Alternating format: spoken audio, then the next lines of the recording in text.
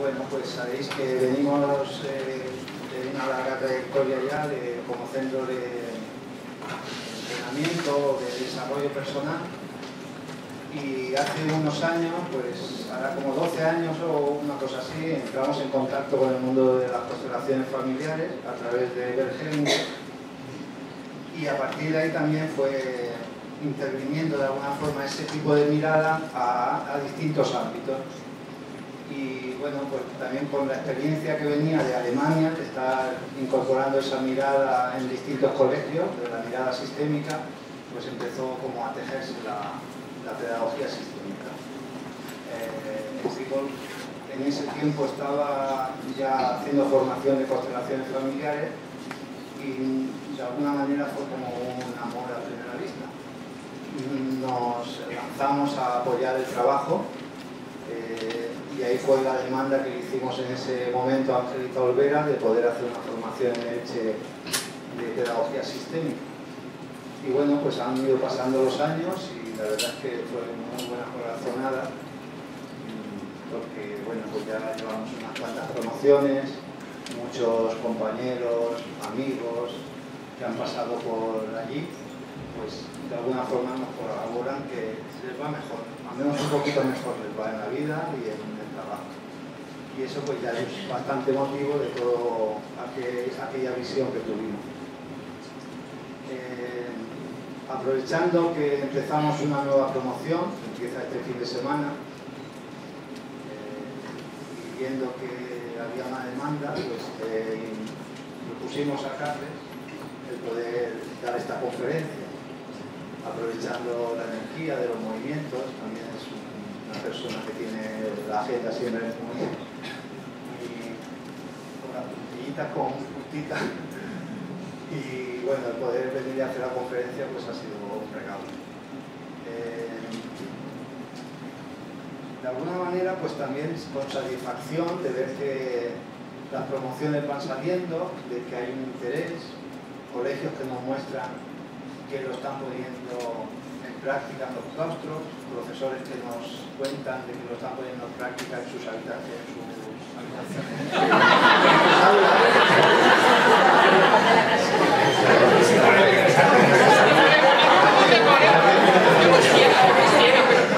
también en las aulas. Y bueno, pues es una satisfacción porque bueno, pues, a veces es un trabajo bien grande poder convocar y gestionar toda la agenda con los docentes. Y bueno, pues eso, que da frutos y estamos de alguna forma agradecidos por esta posibilidad de servir. Y bueno, pues nada más. Agradeceros otra vez. Os voy a pasar a Soledad.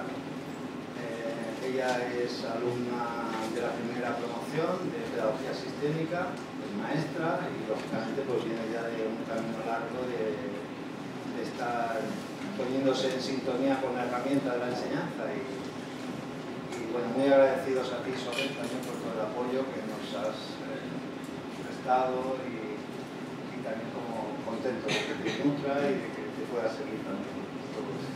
Gracias y encantado. Buenas, Joan me acaba de decir que presentara a Carles y yo le digo a Carles, ¿cómo quieres que te presente? Y me dice, quiero que me presentes como maestro de psicomotricidad, como maestro de infantil y como constelador. Eso es lo que me ha dicho él.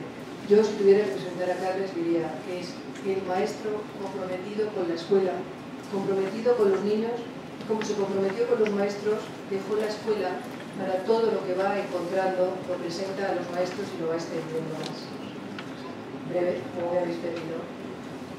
Joan también me ha pedido que os hablara de la formación y yo creo que la formación al final, mejor hacer las preguntas cuando termine Carles la charla. Es una formación que se hace durante 7 fines de semana. ¿Cuál es el objetivo principal para esta formación? Mira, el objetivo principal para esta formación, lo que me ha servido a mí es para trabajarme mi sistema personal y una vez que me he trabajado mi sistema personal he podido incorporarme al aula mirando a las familias de los alumnos de otra forma. Al mirarlos de otra forma, el cambio no es que haya tenido que cambiar ellos, es que mi forma de estar ha cambiado y el acto pedagógico ha cambiado completamente. Es una formación personal, se dan contenidos, se dan conceptos, se miran distintas escuelas, pero es un trabajo personal y profundo. A veces algunos cuando terminan el máster dicen, es que no tengo suficientes contenidos. Y yo le comentaba a Carles, tú sabes que después de 10 años, ahora yo me estoy dando cuenta que ahora sí que lo tengo ya interiorizado en mis células. Es una formación que llega a las células de la persona. Yo les decía hace unos años a los compañeros, esta formación es una lluvia fina que va calando poco a poco. No es el primer año ni el segundo. Y además es una puerta que una vez que se entra ya no hay vuelta atrás. Porque es el contacto con algo que ya tienes que seguir día a día y tienes que seguir investigando. Puedes hacer una parada, pero la vida te va a tirar y te va a decir hacia dónde tienes que ir. Gracias por estar aquí. Gracias a ti, Carles. Gracias, Ole.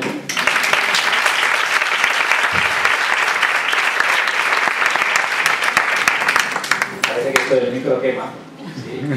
Que todo el mundo quiere pasar, que viene detrás. Y al final llega uno y dice, hostia, no se lo puede pasar a nadie más. Pero bueno, vamos a ver cómo nos apañamos. Primero de todo, muchísimas gracias a Joan y a Griselda y al equipo de ese instituto, a Sobe y a todas las personas que se mueven alrededor de este movimiento de la pedagogía sistémica aquí en vuestra tierra, que cada vez son más y cada vez más comprometidos. Yo me siento casi como en casa, suelo venir pues, a menudo a Elche, y hace años también había venido para otros procesos de formación y por tanto es un lugar que encuentro pues, bien familiar. Y bueno, pues vamos a pasar un rato compartiendo algunas ideas desde esta mirada de la pedagogía sistémica. A mí me encantaría que en vez de hacer yo una conferencia, ¿sí?, estuviéramos charlando, compartiendo. ¿Puedes pasar por aquí? ¿Sí? Que tuviéramos la oportunidad de hablar, de que pudierais preguntar, de que pudierais mostrar o expresar vuestras inquietudes en relación a vuestro trabajo, porque realmente lo importante es lo que imagino que la mayor parte de las personas que estáis aquí estáis trabajando en distintas etapas educativas. Seguramente hay personas que estáis aquí como padres, como madres o de otras profesiones, pero realmente este año que he tenido la oportunidad de empezar a trabajar con grupos y también dar charlas, conferencias en procesos de inauguración del espacio del inicio del curso, me he encontrado con algo que me sorprende cada vez, aunque suele ser parecido, y es que la gente está entusiasmada con su trabajo. Yo cuando terminé el año pasado, el curso pasado, pues había cansancio, había una cierta desesperanza y tenía una incógnita. ¿Cómo vamos a iniciar el curso pues, en este estado?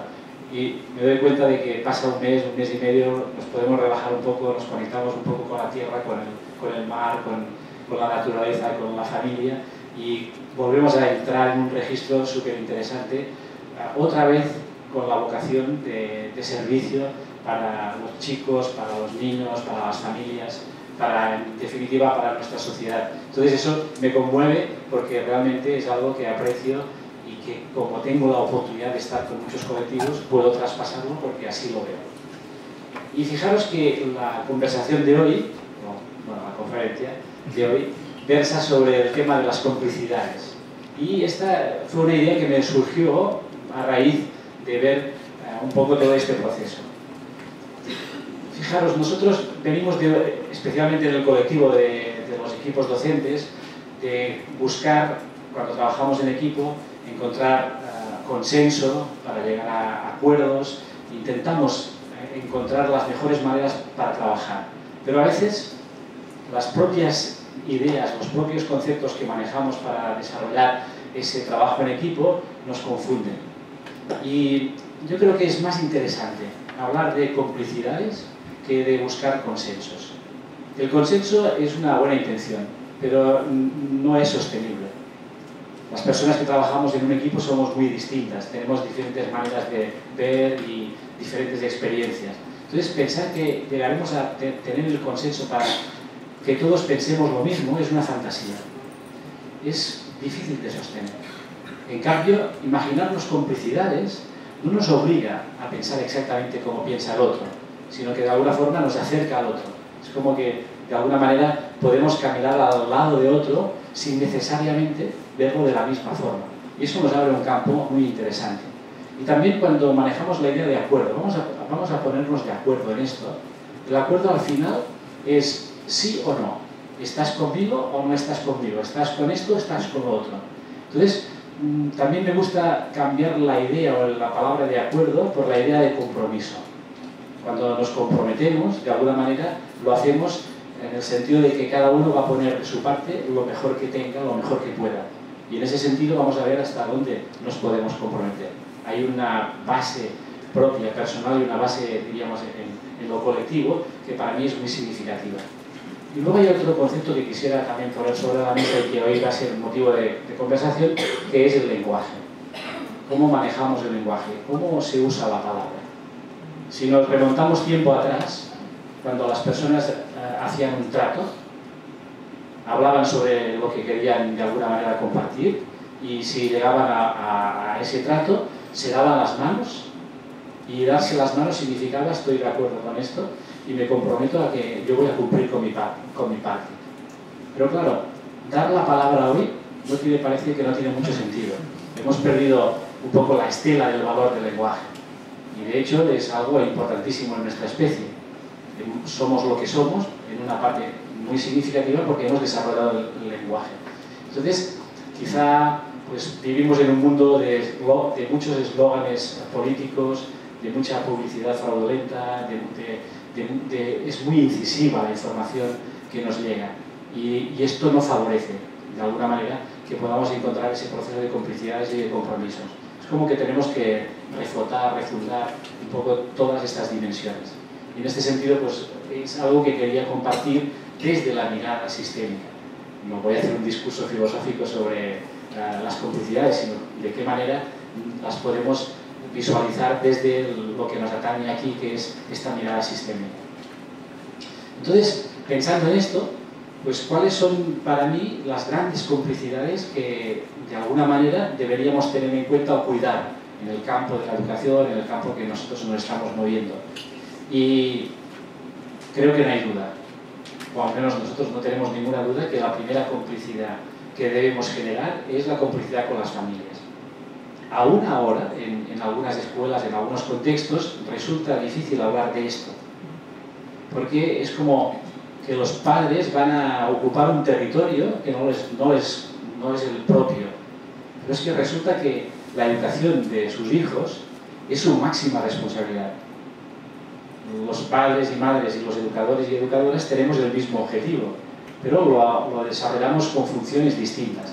Hemos de encontrar una fórmula que nos permita generar esa complicidad, que nos permita generar la confianza para que los padres, cuando dejan a sus hijos y a sus hijas en la escuela, lo hagan de una forma que se queden contentos, tranquilos, satisfechos, esperanzados, con expectativas de que sus hijos van a tener éxito.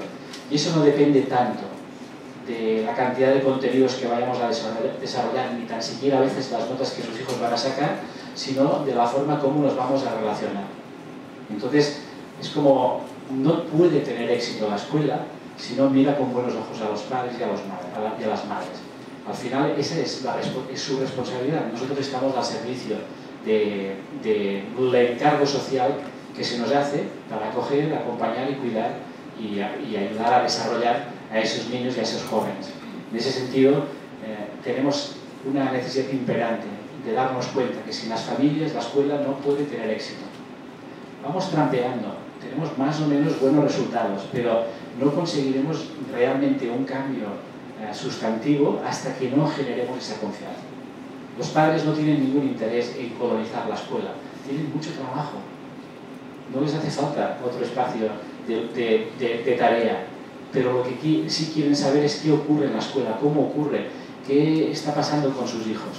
Y eso requiere una transparencia importantísima por nuestra parte, de tal manera que ellos generen esa confianza. Entonces, quizá esto que voy a contar, muchas personas lo habéis escuchado en otros momentos, pero yo insisto una y otra vez porque me parece fundamental. Hay 3 ideas básicas que los maestros, los educadores y las educadoras debemos tener en consideración para generar esa complicidad, para favorecer esa complicidad. La primera es el hecho de que todos los padres y madres lo hacen de la mejor manera posible, ¿sí? Y ahora, rápidamente, cuando digo esto, se os viene a la cabeza padres y madres que a vuestro parecer o a vuestro criterio quizá no cumplan con ese principio. Y tenéis razón. Desde la perspectiva en que lo estamos mirando, que lo podéis estar mirando, es probable que esos padres no cumplan suficientemente con ese patrón. Sin embargo, ¿por qué no lo hacen? Y ahí sí está un cambio importante, en el sentido de que la pedagogía sistémica puede mirar un movimiento profundo del alma de los padres que, aun teniendo resultados que no son favorables para sus hijos, lo están haciendo con la mejor intención. Esto nos lleva a mirar un asunto, es como hacemos un registro, nos salimos un poco de este movimiento que estábamos ahora y nos vamos a la idea de qué ocurre con lo que nosotros pensamos, cómo generamos nuestras ideas, cómo tomamos las decisiones. Y aún ahora tenemos la fantasía de que nosotros manejamos nuestra vida a través de la razón. Es como que tenemos una computadora central que es extraordinaria y que puede tomar decisiones, y que las decisiones que toma son pues muy mediatizadas, son muy significativas, están muy elaboradas. Y vienen los neurocientíficos y nos dicen malas noticias. En realidad nosotros somos un inconsciente con patas. Porque el 90% de la información, o casi el 90% de la información que gestionamos y que de alguna manera nos hace tomar decisiones, está en el inconsciente. Claro, esto Freud ya lo dijo hace mucho tiempo, pero no de una forma tan taxativa, ni tan, diríamos, contrastada con la ciencia actual. Eso quiere decir que cada vez que nosotros emitimos un juicio, desarrollamos una idea, nos planteamos una alternativa a alguna cuestión de la vida, lo estamos haciendo en el 90% con una información que no controlamos. Pero nuestro cerebro hace una cosa extraordinaria. Nos hace creer que es el 100% de razón. Y ahí entramos en un terreno, y eso sería motivo seguramente de discusión, sería muy interesante. Entramos en un terreno complejo, que es que yo puedo rebatir esta idea desde la razón. Pero, ¿desde qué razón? Y ahí nos metemos en un campo muy interesante de reflexión. Incluso hay quien se atreve a decir que cuando entramos en un proceso de acompañamiento, de ayuda, terapéutico, de consulta sobre algo que nos ocurre en la vida, podemos acceder a un 20 o a un 25% más de información en el inconsciente. Pero si sumáis, os daréis cuenta que no llegamos ni al 50%. Es decir, aún con procesos de ayuda, hay una parte muy importante de la información que manejamos que nunca la vamos a poder mirar a los ojos. Va a estar trabajando para nosotros sin que nosotros nos demos cuenta. Entonces, ¿y esto qué tiene que ver con lo que estábamos hablando de los padres? Pues es muy simple. Es decir, nosotros creemos que esos padres, esas madres, quizá no están actuando con sus hijos de la mejor manera posible, pero ellos están manejando una información inconsciente que nosotros no vemos. Y por tanto, como mínimo, tenemos que ser prudentes a la hora de emitir juicios sobre su forma de hacer. No estoy diciendo que podemos justificar cualquier cosa que hace un padre o una madre con su hijo o con su hija cuando la vida se le hace difícil al hijo. Pero como mínimo tenemos que dar un margen para que esa probabilidad de que ese padre o esa madre esté actuando desde una inconsciencia que sea suficientemente amplia para que mi corazón se sienta tocado a ser más sensible con esa realidad. Entonces, regreso. La idea es, aunque sea difícil, en la práctica a veces es complejo, los padres y las madres siempre hacen lo mejor que pueden, lo mejor que saben y lo mejor que desean para sus hijos. Con todas estas previas que estamos diciendo. Hay otra idea, voy un poco rápido, porque esto tendríamos tiempo para conversarlo. Otra de las ideas importantes es el hecho de que los padres son primero. Es decir, nunca nos podemos poner por delante de los padres. Los padres siempre van a estar antes que nosotros, tienen la prioridad y por tanto tenemos que dejar que ocupen ese lugar. Y lo pongo en una práctica muy concreta, en una entrevista. Los padres deben estar a nuestra derecha, porque ellos son primeros y luego venimos nosotros. Si nosotros nos colocamos por delante de ellos, nos hacemos demasiado importantes. Y nosotros somos una parte pequeña, importante, pero pequeña, de la vida o en la vida de sus hijos. Y por tanto debemos respetar ese espacio y esta dimensión de la relación. Y luego una cosa muy doméstica, ¿sí? Que tenemos una tercera idea muy básica, que tiene que ver con el hecho de que a nosotros nos pagan por este trabajo. Entonces, de alguna manera, les vamos a agradecer a los padres que traigan a sus hijos a la escuela, porque si no lo hacen, no hay escuela, ¿sí? Es obvio. La pregunta es, ¿cuántas veces nos lo hemos parado a pensar esto? Es como que nos viene dado, hay escuela, hay niños en la escuela y ya está. Sí, pero no es tan simple.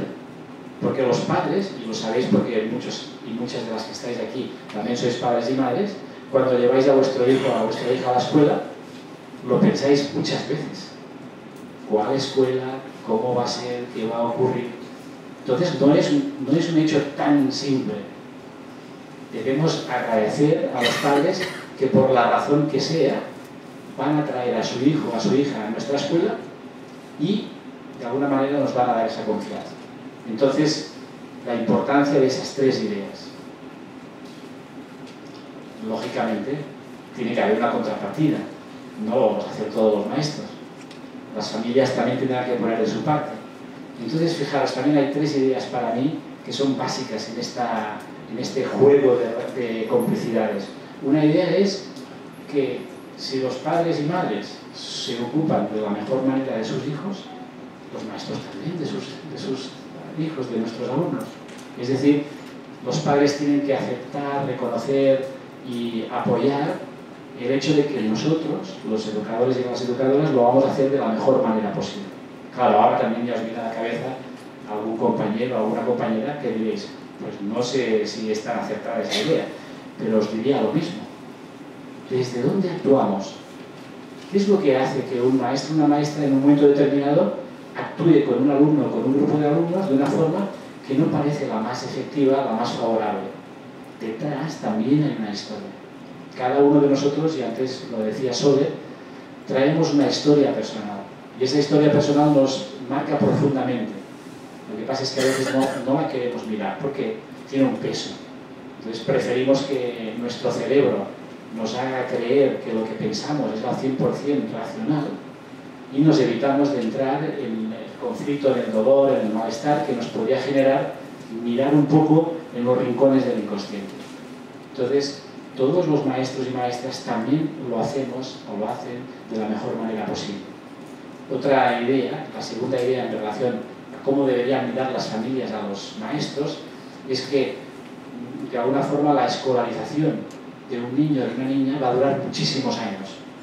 Entonces, durante esos años, ese niño o esa niña va a tener muchos maestros y maestras distintas.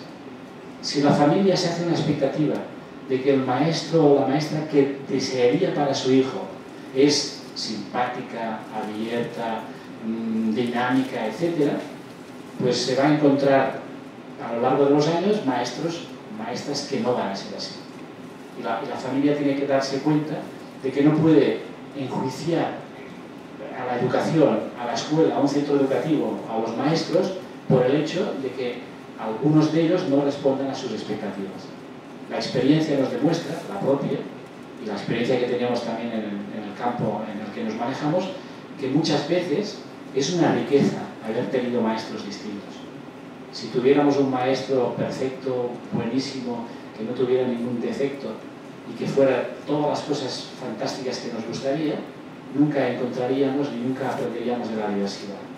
Cada vez que nosotros nos comunicamos con una persona, sea al nivel que sea, aprendemos algo de ella. Incluso de las personas que a veces nos lo ponen difícil o nos hacen que la vida tenga algunos recovecos difíciles de gestionar. Y la tercera cuestión que los padres tendrían que mirar en relación a la educación de sus hijos tiene que ver con el hecho de que la escuela no lo puede hacer todo sola. En los últimos años se nos ha encargado la educación para la sexualidad, para la salud, para la educación diaria, para la paz, cuántas cosas le han llovido a la escuela, a los centros educativos que deben encargarse porque la sociedad se da cuenta de que no lo pueden manejar. Y el lugar donde todos los niños y niñas están es en la escuela y ahí es una gran oportunidad.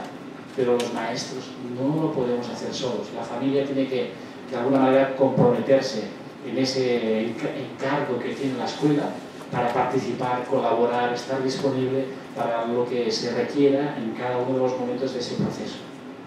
Y si no lo hace, entonces nos deja en una posición muy frágil. Entonces, fijaros, 3 ideas para los padres, 3 ideas para los maestros. Pero lo más difícil de todo es quién va a dar el primer paso. Y ahí podemos entrar en la historia de qué es primero, el huevo o la gallina. ¿Sí? Pues en este caso no hay acertijo. Los maestros. Está clarísimo, ¿verdad? Desde aquí está clarísimo. Después a veces en la práctica nos cuesta un poco más. ¿Por qué los maestros? ¿Por qué los educadores? Porque tenemos más formación, tenemos una formación inicial, continuamos formándonos a lo largo de toda nuestra tarea profesional y porque tenemos también más experiencia. Un padre, una madre, una familia, 1, 2, 3 hijos, bueno, quizá algunas familias un poco más, pero en realidad la experiencia propia es pequeña. Un maestro, una maestra al cabo de 10 años ha compartido su trabajo con muchísimos niños, ha adquirido mucha experiencia y además, como os decía, nos pagan, es decir, que sacamos un beneficio. Por tanto, no hay duda, da el primer paso la escuela. ¿Sí? Entonces, una pregunta que dejo ahí sobre la mesa, que es, ¿estamos dispuestos? ¿Sí? O otra pregunta, dicho de otra forma, sería, ¿hasta dónde estoy dispuesto? ¿Hasta qué circunstancias? ¿Cuál es mi límite en ese sentido? ¿Cuáles son, con qué familias son las que no puedo entrar en esa dinámica de dar el primer paso? Porque si sacamos el claro dónde tropezamos con una familia con la que no podemos dar ese primer paso, es porque esa familia trae algo a nuestra historia que es interesante de observar. ¿Sí? Entonces, bueno, ahí está un asunto importante, es como una tarea que tenemos. Podemos dar el primer paso y si no podemos en algún caso, ¿qué es lo que nos mueve? Y ahí seguro que nos saldrían palabras tan interesantes como injusticia. ¿Sí? Es injusto que estos padres hagan esto con este niño. ¿Sí? Nos saldrían algunas ideas de este tipo que tienen mucho calado y que levantan muchas ampollas. Pues ahí hay un nido de oportunidades para crecer y para aprender. Pero para hacerlo tenemos que entrar un poco a tocar el dolor que puede implicar mirar este asunto. Y hablando del dolor, me viene a la cabeza la idea de que en todos los procesos de duelo, en todos los procesos de pérdida, hay unas etapas.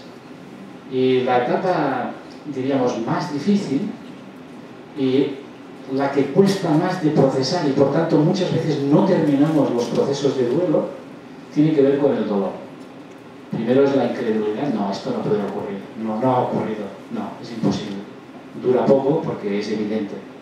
Pero luego entramos en la rabia, es injusto, tendría que haber sido de otra manera, no era lo que esperaba. Entonces estamos muy enojados. Si seguimos con el proceso, tocamos el dolor profundo que deja en nuestro corazón y en nuestra alma el hecho quizá de haber perdido a una persona muy querida. Y a veces tenemos la sensación de que no lo vamos a soportar. Y entonces nos quedamos en la rabia, nos quedamos en el enojo. Y así nos va a veces en la vida. Que además tiene consecuencias porque cada vez que encontramos una situación de una pérdida o un abandono o una separación, no lo podemos gestionar porque no hemos hecho el proceso. Entonces, de alguna manera, también es interesante darnos cuenta de que solamente tocando el dolor podemos crecer. No hay otra. Hay 2 ideas en la pedagogía sistémica que son fundamentales. Una tiene que ver con esto, procesar el dolor.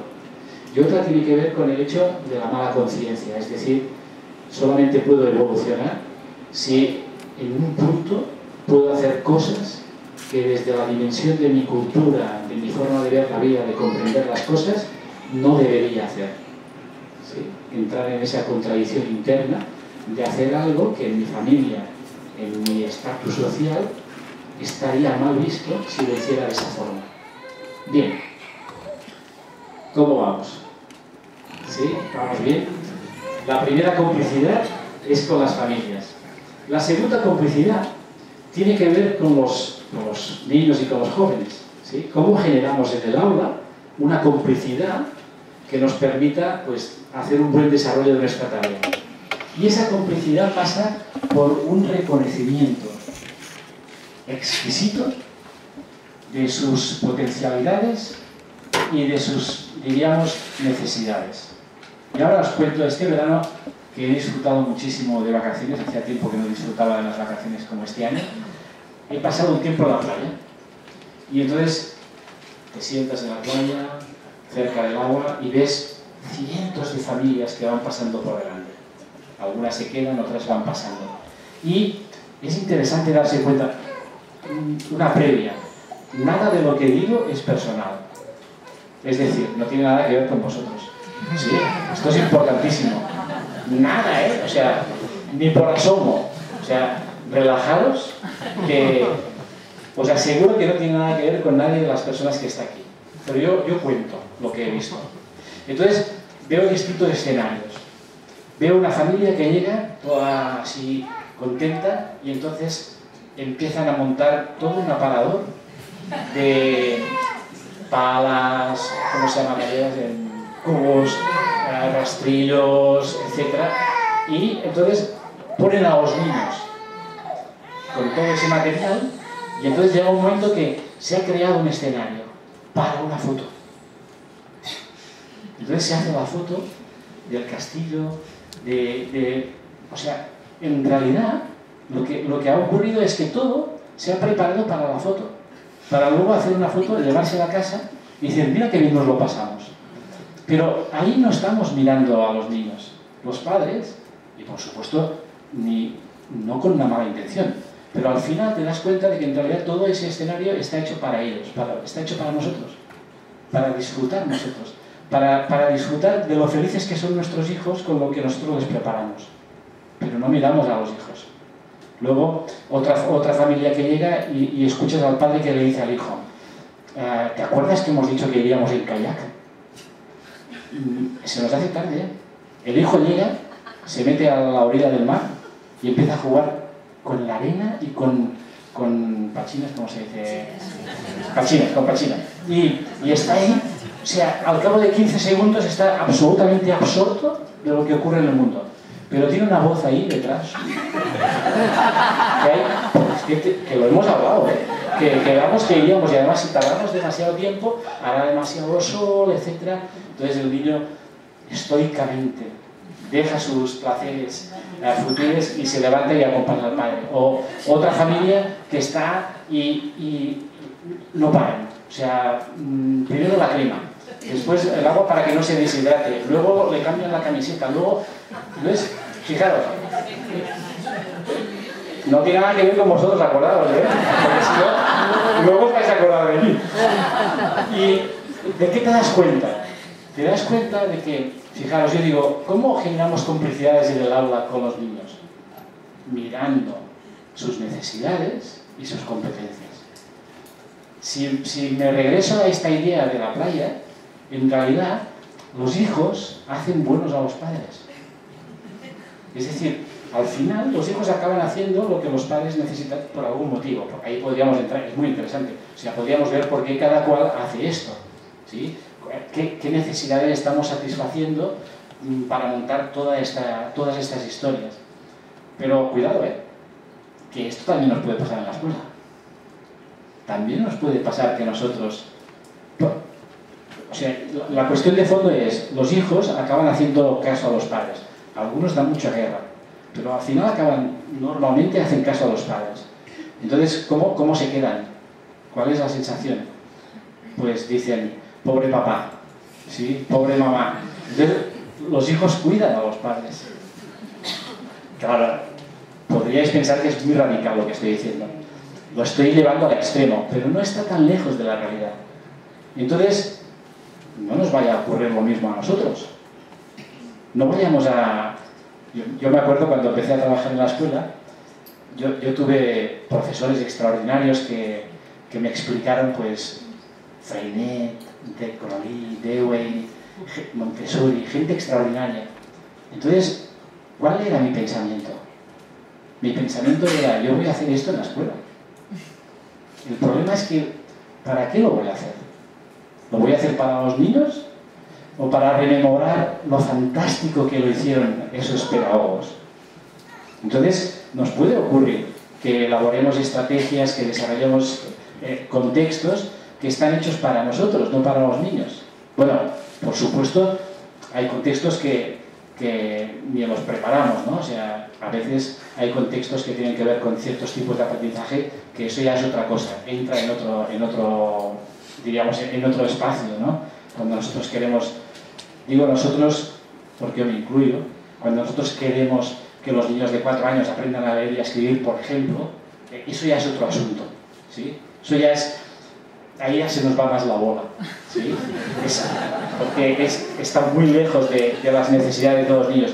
Pero nos puede ocurrir que incluso haciendo de buenos maestros en el sentido de generar buenas metodologías, de crear espacios adecuados, etc., lo estemos haciendo también para nosotros, para satisfacer nuestro buen deseo pedagógico. Entonces hay que estar muy al tanto. Sabemos profundamente que si en la playa, cuando un niño llega, se puede organizar con 4 cosas básicas que tienen que ver más con la naturaleza, que como que generamos los humanos, y pueden pasarse horas en interacción con ese medio, y probar y disfrutar y arriesgarse y hacer cosas, ¿por qué tenemos que llenarles el tiempo de otras cosas que para ellos no son tan importantes? En la escuela ocurre lo mismo. La escuela es un espacio de conversación, es un espacio de acción, pero el protagonista de la acción es el niño, la niña, no el maestro. Cuando la pedagogía le da la prioridad al docente, ya no es pedagogía, es otra cosa. Entonces, para crear una complicidad dentro del aula con los niños, lo más sensato es ser muy buenos observadores de cuáles son las necesidades profundas de los niños.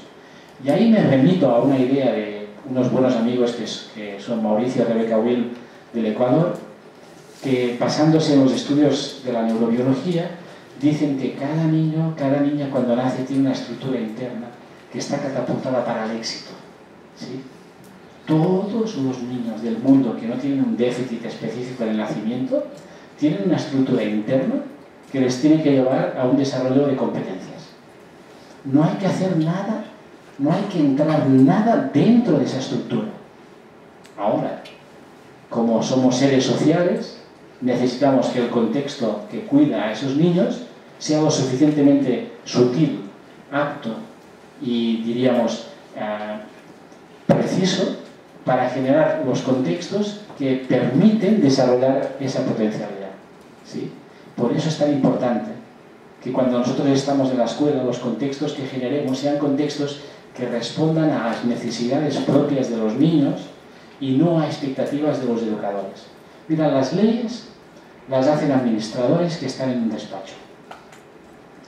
Y, en general, y hacen su función. Ni me meto, porque yo no soy administrador.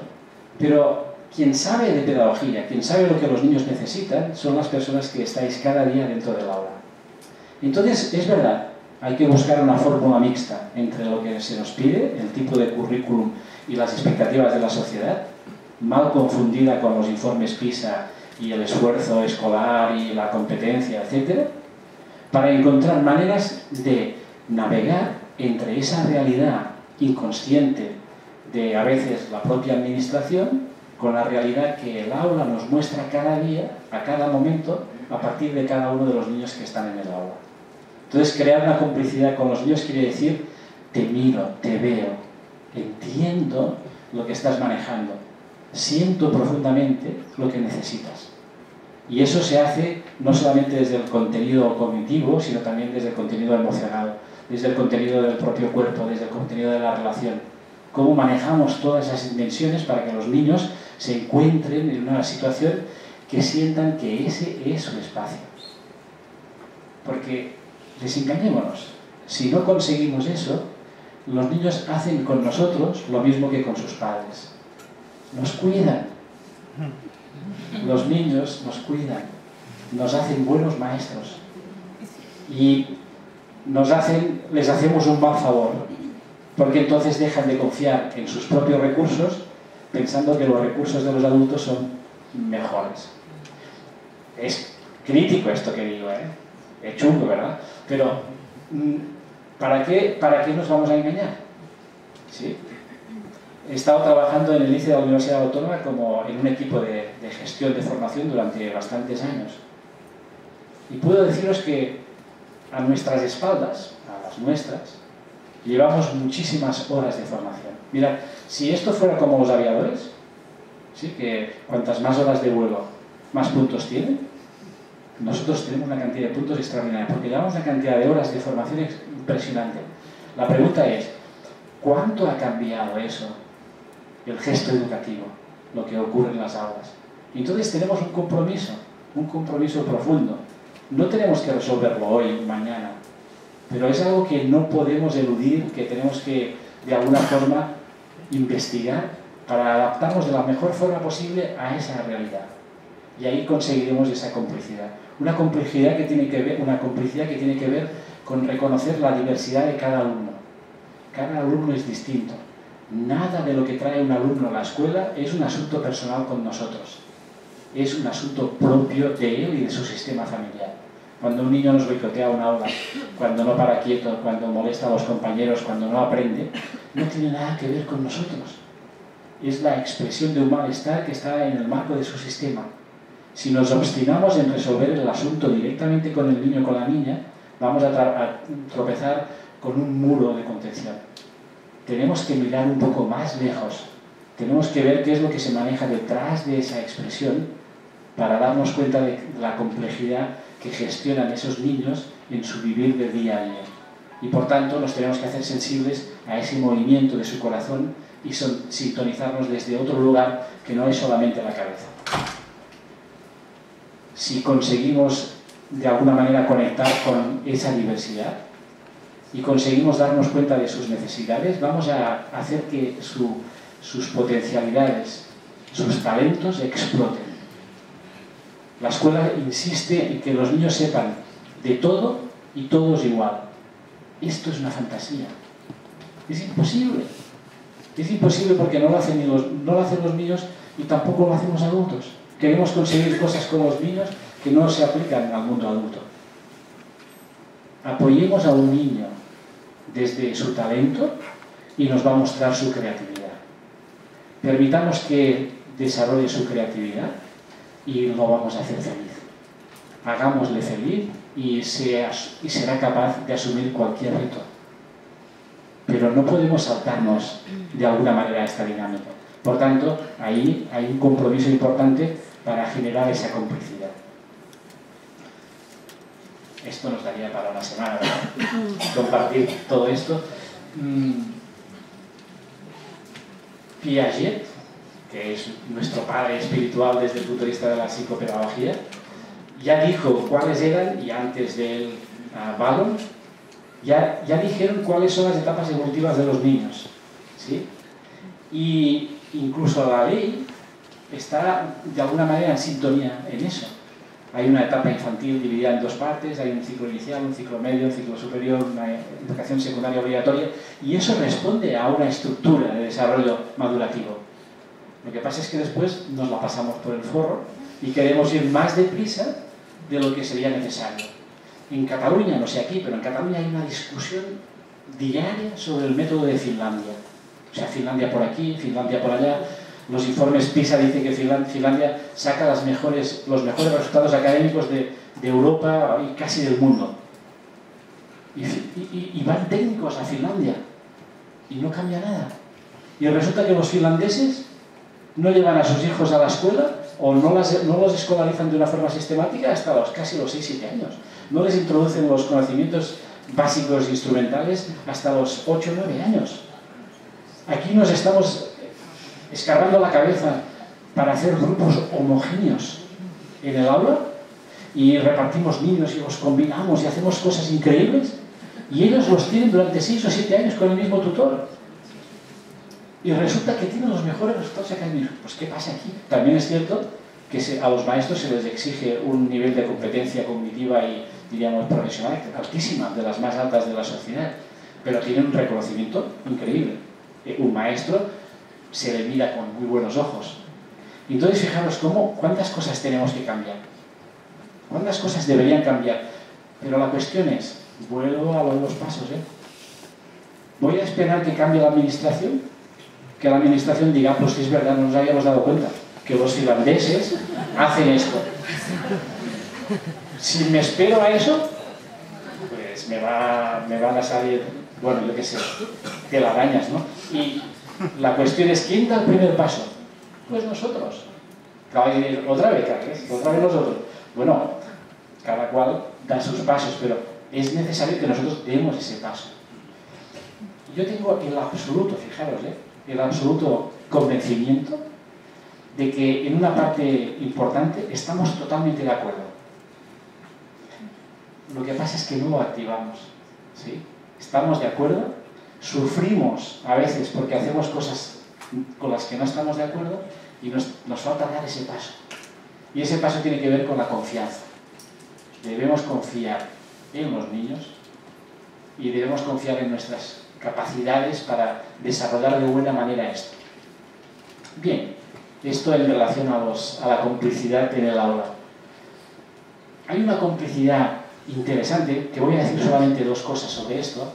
La complicidad entre los alumnos. Es interesante, ¿sí? ¿Cómo se genera una complicidad entre los alumnos? A veces nos vienen a ver maestros, profesores de institutos más a menudo, y nos dicen, mira, tenemos un pollo en el aula, los niños se pelean, se insultan, se molestan, no hay manera de hacer clase. Y nosotros les hacemos 3 preguntas dolorosas. Casi siempre las preguntas de la pedagogía sistémica son dolorosas. Una pregunta es, oye, ¿y cuántas personas intervienen en este grupo del equipo? Pues en secundaria especialmente pues intervienen bastantes profesores, ¿sí? Pues casi de cada área y partirá alguien una parte del currículum. Entonces, pues imaginemos, 7 o 8. Ah, bien. ¿Y cómo os lleváis? Vaya, esa pregunta, ¿qué tiene que ver con lo que pasa en mi aula? Pues tiene mucho que ver. Lo que ocurre en un ámbito, en una parte de la red, ocurre en la otra. Así funciona. Si el equipo docente que interviene en un aula no se entiende, está dividido, se discuten o no se miran con buenos ojos, eso se traduce inmediatamente en el aula. Y os lo afirmo donde queráis, estéis de acuerdo o no, os guste o no, funciona así. Entonces, ese es, como mínimo, es una variable. Otra variable es, oye, ¿y habéis hablado con los alumnos de cómo se llevan con sus hermanos? Ah, pues no. Hemos hablado de los padres, de los abuelos, del periquito, pero de los hermanos no hemos hablado. ¿Sí? Los hermanos no están presentes en las aulas. No les olvidamos. Solamente nos acordamos cuando viene una familia y nos dice, no, es que le tiene celos a su hermano. Y entonces aparecen los hermanos. Pero si no, no están presentes. Hablemos con los alumnos de qué está pasando con sus hermanos. Porque lo que actúan los alumnos entre iguales dentro del aula tiene que ver con lo que ocurre en su casa con sus hermanos. Es un tema bien interesante. Hay escuelas que están trabajando en esta dirección, incluso traen a los hermanos a la clase. Los presentan. Se explican cómo se llevan, cuáles son sus conflictos, por qué están enfadados. Y esto cambia automáticamente la dinámica del aula. Tercera pregunta, dolorosa, que viene es, ¿y en tu sistema? ¿Cómo te llevas con tus hermanos? ¿O cómo se llevaban los hermanos de la familia de tu padre o la familia de tu madre? Carles, no, que eso está muy lejos. Pues eso está influyendo. Imaginaros que es uno de los casos más típicos de conflicto entre hermanos, que hay una herencia que no se reparte bien, que no queda clarificada, algún conflicto con la herencia. Las generaciones, si no trabajan esto, los hermanos van a tener conflictos permanentemente. Si yo estoy implicado en un asunto de hermanos, los niños lo perciben y lo actúan. Los niños, los jóvenes, son esponjas que perciben todo lo que ocurre a su alrededor.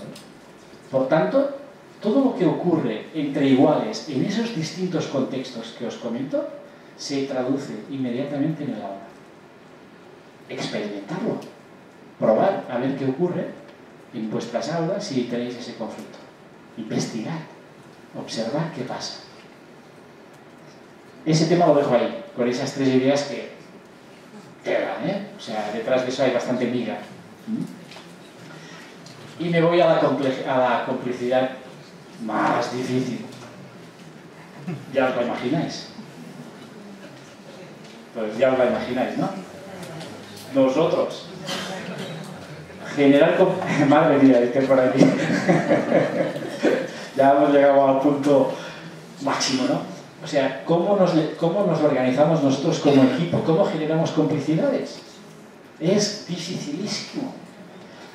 Hace tiempo que venimos diciendo que el gran conflicto que tenemos en las escuelas no es el currículum, no son los recursos. Por supuesto que todo hace su trabajo, ¿eh? Está clarísimo. Pero no son los alumnos, no son los padres, somos nosotros. Que no nos acabamos de entender. Que cada uno es de su casa. Cada uno vale para su casa. Y no hay manera de mirar hacia el mismo lugar. Miramos hacia el mismo lugar, pero no encontramos la fórmula para caminar juntos. Y os digo, y os planteo 4 cuestiones que a nuestro modo de ver tienen que ver con esto, que afectan a esto. Porque no es porque no queramos, eso está clarísimo. Pero si miramos los últimos años del sistema educativo, la escuela se ha parado, está parada. Se ha parado. Ni innovaciones tecnológicas, ni cambios del currículum, ni cambios de la ley, ni cambios... Estamos parados. En general se ha parado el sistema educativo porque nos hemos congelado en la relación entre nosotros. El primer asunto tiene que ver con nuestra biografía escolar. ¿Cuál es nuestra biografía escolar? Alguien podría decir, pero eso ocurrió hace mucho tiempo. Pero es que no es una cuestión de tiempo, es una cuestión de células. La información, cualquier información de la especie, cualquier información de nuestro sistema familiar, cualquier información de nuestra propia experiencia está encriptada en nuestras células.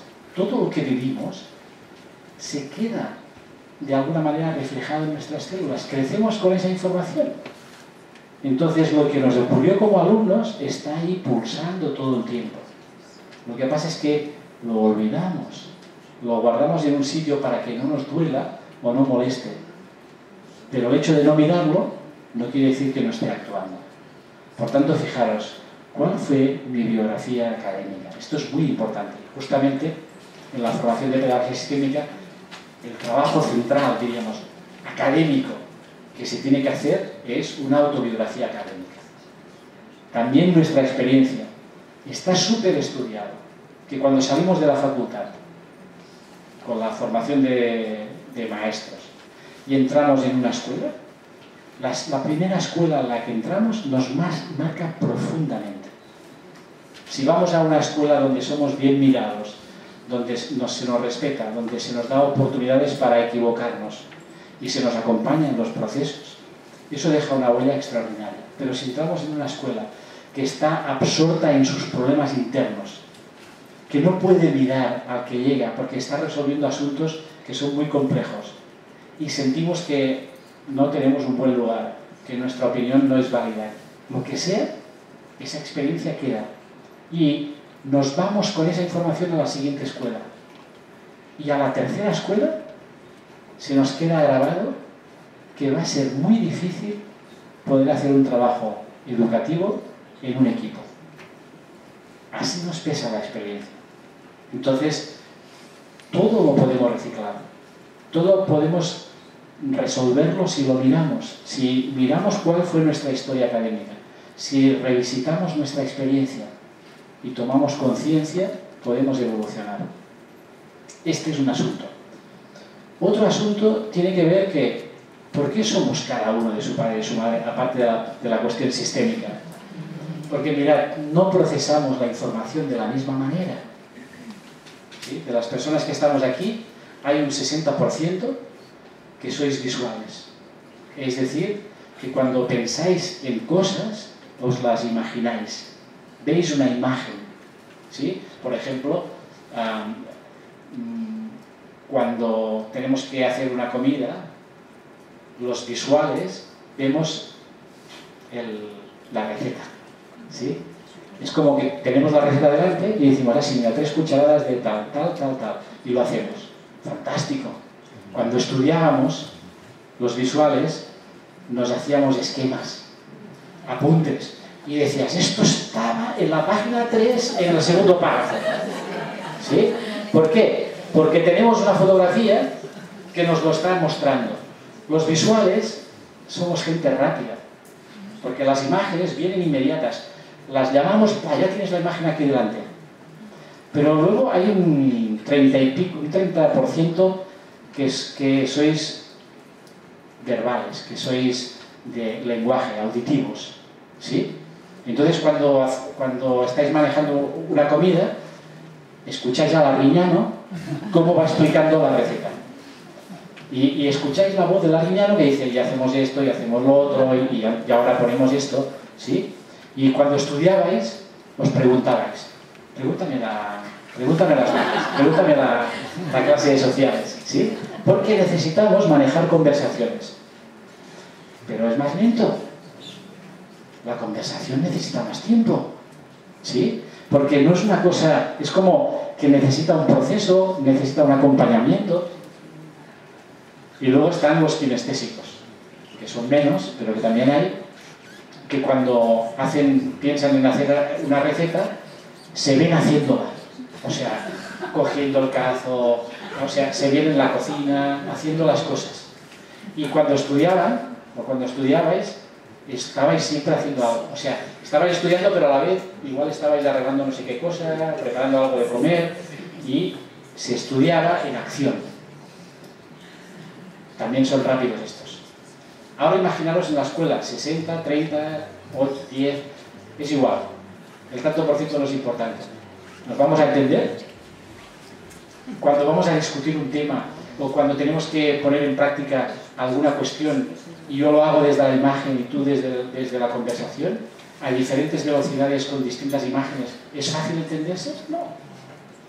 Pero no lo miramos. Creemos que nosotros estamos bien y el otro está equivocado. Y simplemente, a veces, es que yo soy auditivo y tú eres visual.